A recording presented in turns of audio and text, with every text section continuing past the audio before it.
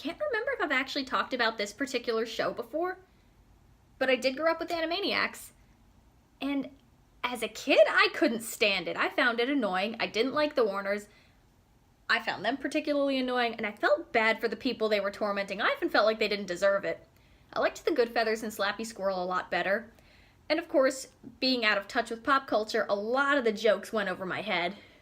As an adult, I appreciate it a lot more. I even like it a lot. Because it's really, really good sketch comedy. The music's really catchy. And even if you don't like one particular group of characters, you can follow another one. I'd say Slappy Squirrel is still my favorite. The Warners aren't as bad as I remembered. I do still occasionally feel bad for the people they're tormenting. But other times I do appreciate the good cartoon violence, because who doesn't like cartoon violence? I appreciate just what went into this. The budget, the writing, the talent, everything. And I like just how much of it is still really, really good. Especially for a show that was so about pop culture at that particular moment. But they had very good characters, and they were very specific and very funny. I also have a very difficult time liking sketch comedy. It's very rare.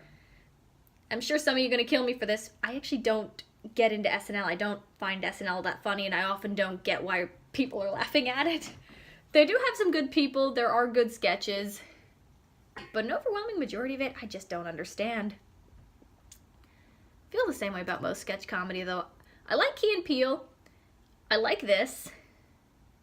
There was more. There's maybe one more. It'll come to me at 2 in the morning, I swear to God. Anyways, yeah, I like the songs. I like how they break the fourth wall. I like the puns. I like the adult jokes, not just the dirty ones, though those are great, but the pop culture now that I have a better understanding of history and media and literature and classic film. You really need a film education, or at least some kind of education to appreciate this to its fullest. Yeah, the Yakko's World and Wacko's World, that's all great. The history songs, the geography songs are great. Pinky and the Brain are great. I think everyone's already talked about this to death. It is a very good show. And it's getting a revival, or a reboot, which I hear is coming out in 2020. Honestly, this is one I feel like could really do well. I can see the jokes about the Kardashians, about Trump, about Hillary, about pop culture in general now. I'm sure they're going to do a million Game of Thrones parodies. Because there is a lot to satirize. And now, 20 years later, the team, I'm sure, has honed their craft even further. A lot of the original people are behind it, so that's why I trust it a bit more. Because it is in good hands, and people who are continuously working and have been in the industry and are continuously practicing their craft and still have the passion for it.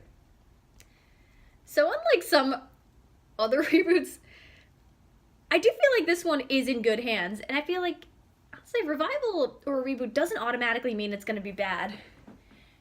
Because there is still a lot you can do with this idea. There's still a ton with these characters. You can satirize so much, and there's always going to be a place in the world for cartoon violence and pop culture and commentary.